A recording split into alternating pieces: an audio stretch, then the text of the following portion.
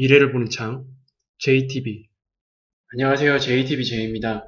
오늘은 페드와 시장의 동상이몽이 또 시작됐나라는 주제로 간단하게 이야기를 풀어나가도록 하겠습니다. 이제 좀 반등이 진행되다 보니까 시장에서 어떤 낙관론이 솔솔 이렇게 나오고 있는 상태입니다. 근데 이거는 제가 예전에도 말씀을 드렸지만 반복되는 스토리입니다. 매번 이렇게 왔었어요. 물론 지금이 베어마켓 랠리가 완전히 끝나는 부분이냐라고는 아직까지는 저는 생각하지는 않습니다. 하지만 베어마켓의 어떤 전반부 또는 일단 단기적으로 올라올 만큼의 어떤 그 반등폭은 얼추 다 올라왔다라고 저는 개인적으로 보고 있기 때문에, 근데 문제는 이제 이렇게 올라오게 되면은 후행적으로 움직이는 어떤 이평이라든지 이런 것들이 좀 좋게 보여지거든요. 여기도 지금 코스피인데 보이시겠지만 22평, 62평이 이렇게 골든 크로스가 좀 난 상태죠. 이게 어떻게 보면 이게 정배열로 바뀌는 과정이잖아요. 그래서 이제는 이게 베어마켓 랠리가 아니고 완전히 추세를 전환을 해서 이렇게 그냥 새로운 고점을 또 만들기 위해서 올라가는 그 진바닥이 아니냐, 이렇게 보시는 분들도 서서히 나타나고 있는 것 같아요. 그래서 이게 뭐 매번 반복된다라고 제가 말씀드렸죠. 주봉상으로 보더라도 예전에 2000년 닷컴 버블, 2008년 금융위기 때 다 이런 거 있었어요. 예를 들어서 이거 일봉을 볼게요, 그냥. 그때 당시에 어떤 모습이었는지를 참고를 해야 되니까요. 일단 가깝게는 2008년 금융위기죠. 제가 저번에 한번 말씀드렸어요. 베어마켓 랠리가 이렇게 쭉 나왔다가 이렇게 올라가는 과정에서 이런 이평들이 이렇게 좋게 보여진단 말이죠. 이때도 마찬가지였어요. 이제 조정 끝났다. 조정 끝났고 새로운 고점을 만들어가는 그런 파동이 시작됐다. 라는 그런 이야기들이 계속 나왔었습니다. 이때. 이때만 그런 건 아니에요. 이때만 그런 건 아니고 좀 더 과거로 돌아가서 이때죠. 이때도 마찬가지로 이렇게 큰 폭의 하락이 있은 후 이렇게 급격하게 이제 반등이 나왔잖아요. 반등이 나올 때도 마찬가지로 이때도 서서히 이평들이 정배열을 만든단 말이죠. 여기도 보시면 62평과 22평이 이제 골든 크로스가 되죠. 그러면서 이제 조정은 끝났다. 다시 위로 랠리가 나올 거다. 하면서 여기에 이제 막 베팅을 하는 이제 그런 상황이 나타나는데, 보통 이제 주식 경력이 사람마다 다 다르기 때문에 제가 어떻다라고 확정지어서 말씀을 드릴 수는 없지만, 대부분 경력이 짧으면 짧을수록 이렇게 좀 후행적으로 좋게 보여지는 이런 구간에서 갑자기 또 비중을 막 싣거든요. 분명히 아마 대부분 사람들은 이렇게 생각을 했을 거예요. 이렇게 시장이 하락이 나오고 나서 이렇게 하락이 나서 여기 이제 반등이 막 시작될 때, 이때쯤부터 반등이 시작되면은 이게 너무 불안하니까 다 현금화하겠다. 최소한 이 구간까지 올라오면은 다 현금화해야지. 라는 생각을 가지고 있다가 막상 여기 올라오니까 다 생각이 바뀌는 거죠. 심리가 바뀌고. 그러니까 매번 반복되는 레파토리다, 이렇게 보시면 될 것 같아요. 다시 한번 말씀드리지만 베어마켓 랠리가 이걸로 끝이다 라고는 아직은 보진 않습니다. 좀 더 확인을 해야 될 게 있어요. 하지만 전반적으로 크게 봤을 때는 베어마켓 랠리의 어떤 한 과정 중에 그냥 하나일 뿐이다 라고 저는 보고 있어요. 그리고 이제 심리가 조금 호전되다 보니까 시장 참여자들 중에서 갑자기 또 연착륙에 대한 이 기대감이 갑자기 커지고 있죠. 고용도 좋고, 그 다음에 2분기 실적도 꽤 선방했고, 근데 중요한 거는 3분기, 4분기입니다. 어쨌든 이런 모습이 나오다 보니까 이제 이런 기대감이 계속 커지는 겁니다. 그리고 여기저기서 이제 페드 피벗을 이야기를 하죠. 근데 과연 페드 피벗이 그렇게 시장 예상처럼 쉽게 될 수 있는 구조인가? 이거에 대해서는 좀 생각해 볼 필요가 있겠다. 그래서 글쎄, 이렇게 좀 답변을 드리고 싶어요. 그래서 어쨌든 지금 2분기 실적 발표가 얼추 마무리되어 가는 과정. 그래서 이제 실적에 대한 어떤 기대감으로 올라갈 수 있을지 없을지 이거는 아직 잘 모르겠어요. 실적 발표가 다 나오면서 이제 기업들의 어떤 그 주가 지수도 실적 발표 이후에 하락하는 애들이 좀 많이 나타나기 시작했죠. 음봉이 갑자기 나오는 애들. 그래서 일단 실적에 대한 재료는 거의 이제 소멸됐다. 그 과정에 있다. 그러면 여기서 추가적으로 올릴 어떤 그 모멘텀은 무엇인가? 여전히 실적이에요. 올라갈 수 있는 거는 여전히 실적입니다. 실적밖에 없어요. 지금 상황에서.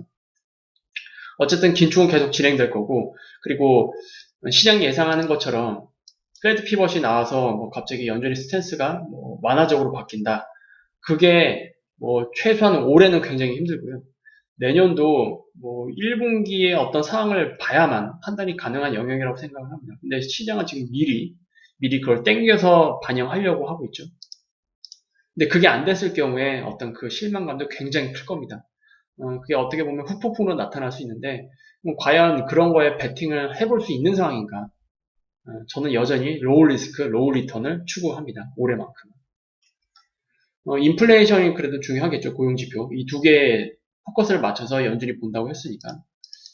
인플레이션, CPI 기준으로 어떤 예상 그 경로를 보게 된다면, 이렇습니다.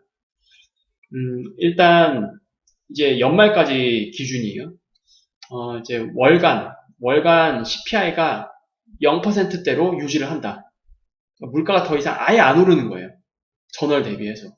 그럴 경우에는 연말까지 5.43%까지 떨어질 수 있습니다. CPI가. 근데 이거는 사실상 확률적으로 굉장히 희박한 확률이죠. 월간 CPI가 0%를 유지한다. 연말까지.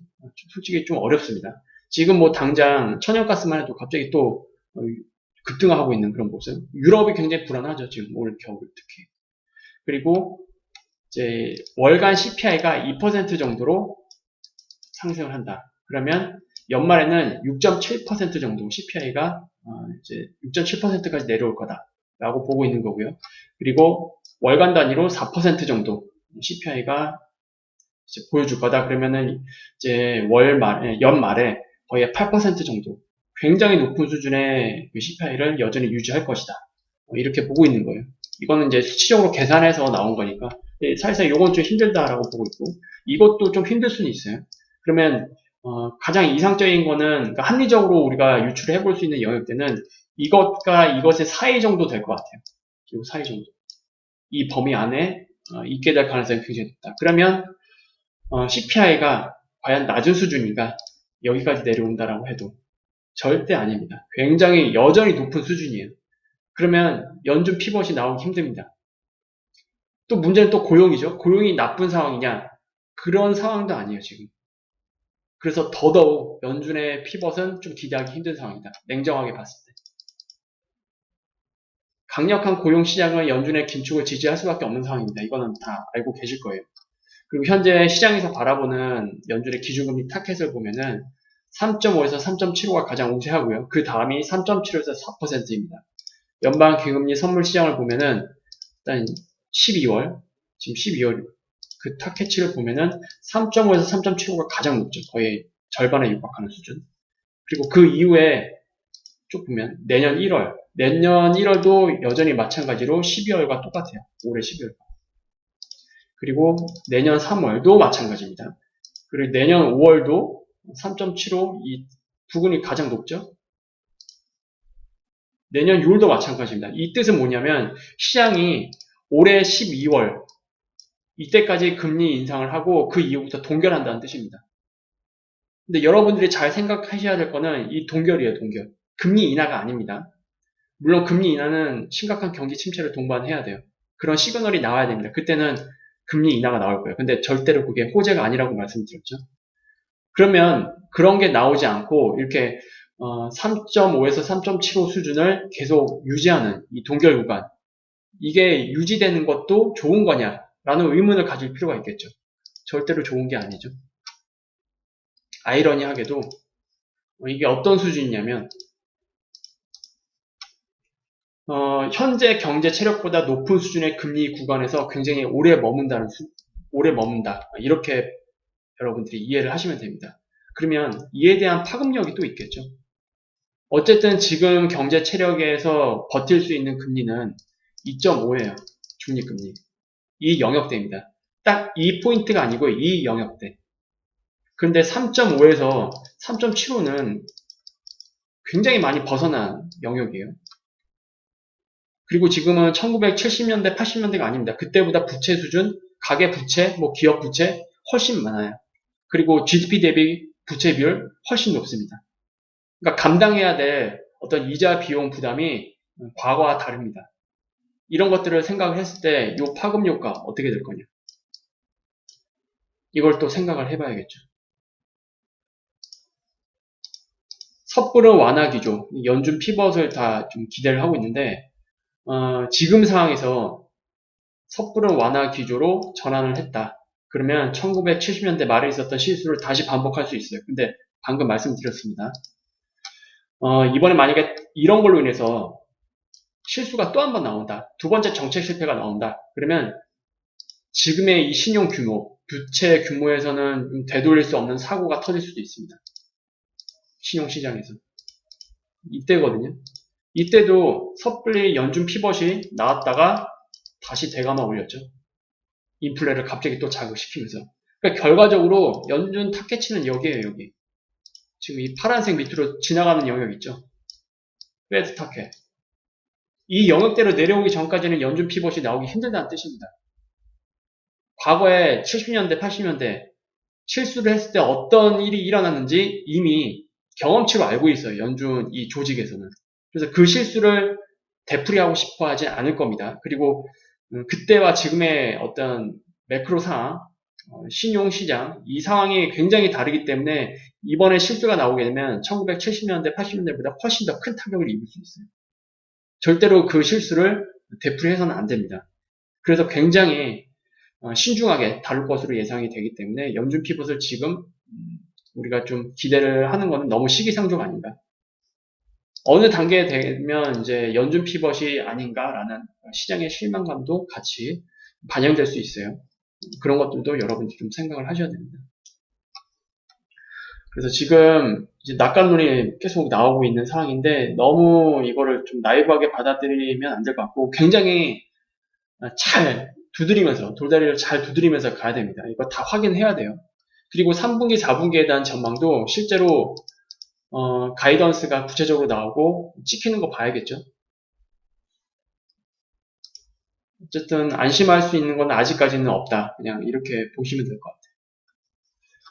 이제 곧 있으면 잭슨홀 미팅이 시작되죠. 잭슨홀 미팅에서 뭐 지금 이 매크로 상황에서 뭔가 추가적으로 언급될 만한 이슈가 있는가 라고 하기에는 뭐 딱히는 없는 것 같아요. 결과적으로 이거예요. 지금 잭슨홀 미팅에서 연준 피벗에 대한 어떤 그 기대감을 가질 만한 어떤 힌트가 나올까 말까. 이거는 이제 시장에서 계속 기대를 하고 있을 텐데 딱히 없을 것 같아요.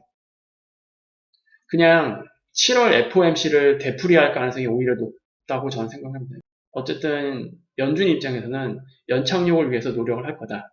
고용이 굉장히 탄탄하고 뭐 이런 근거를 드러내면서 괜찮다, 잘 이겨낼 수 있을 것 같다, 이런 식으로 좀 희망 섞인 어떤 그런 코멘트를 할 가능성이 굉장히 크고요. 근데 연준 입장에서는 그렇게 얘기할 수밖에 없다고 말씀드렸죠. 하지만 실질적으로 이제 그 외에 수면 아래에 있는 어떤 다양한 리스크들, 지정학적 문제라든지 특히 유럽 문제, 이거는 여전히 심각하다라고 저는 보고 있어요. 그래서 이런 것들까지 다 보고 우리가 좀 시장을 봐야 되기 때문에 이번에 절대로 실수를 안 하셨으면 좋겠다. 그냥 솔직히 그냥 이거예요. 그냥 제 관점은. 예를 들어서 여기서 시장이 뭐 안 꺾이고 뭐 이게 정말로 베어마켓 랠리가 아니고 정말로 최소한 전고점까지 가는 이 영역대로 가는 거냐. 설령 간다고 해도 우리는 그걸 후행적으로 알 수 있잖아요. 대신 리스크를 그만큼 짊어져야겠죠. 만약 그렇게 간다라는 게 맞다면. 근데 이렇게 가기 위해서는 일단 여러 가지 요건을 우리가 좀 생각을 해봐야 될 것 같아요. 여기까지 올라왔던 이 환경은 유동성이 굉장히 풍부하게 제공되었던 그런 시기입니다. 근데 지금은 연준 피벗을 기대할 수 없는 상황, 계속 긴축이 오히려 강해지면 강해졌지 느슨해지는 그런 상황은 아닙니다. 여전히 3.5에서 3.75까지 가기 위해서는 금리 인상이 아직도 많이 남았고요. 그렇다라는 얘기는 계속 유동성이 축소된다는 얘기입니다. 그리고 여기까지 다시 올라가기 위해서는 이런 금리 상황에도 불구하고 이때보다 더 많은 성장이 나와야 돼요. 수치적으로 찍혀야 됩니다. 그게. 그러면 가능해요. 그러면. 왜냐? 금리가 이렇게 올리는데도 불구하고 이때보다 성장이 더 나오니까. 근데 그걸 기대할 수가 있나요? 이때보다 성장이 더 나올 수 있는 상황인가요, 지금? 그러니까 그런 것들을 여러분들이 잘 생각을 하시고 가장 합리적으로 접근을 하셔가지고 리스크를 최대한 낮춰서 시장을 보시는 게 맞지 않을까. 그래서 뭐 여기로 가든 다이렉트로 또는 여기로 다시 내려오든 이 두 가지 시나리오에 모두 대응할 수 있는 전략을 세우시는 게 가장 좋을 것 같다. 그렇게 말씀을 드리고 싶습니다.